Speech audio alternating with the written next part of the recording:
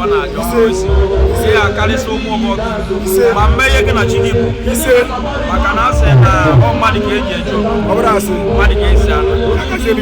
yo ma me ma me kwela ai wa bonde be ana nke o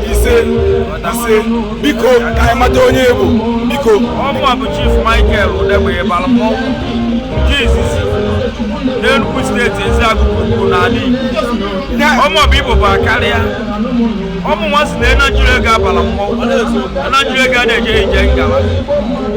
omo nwa kuru egwu na agwọ ndị ọkọ ọgwụ iwe ga si na-eje egwu omo nwa kụrụ ha maka isi kwado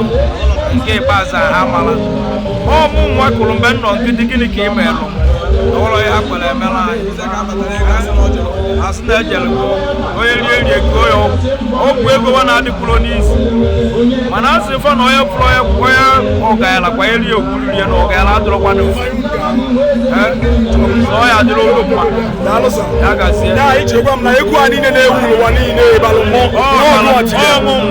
ọ gị wụ Chief Michael a na-agwa okwu Michael Udegbi ndị be anyị unu afụo Igbo unu afụo mmọnwụ n'onwe ya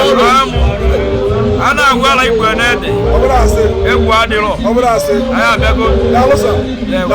ya gazie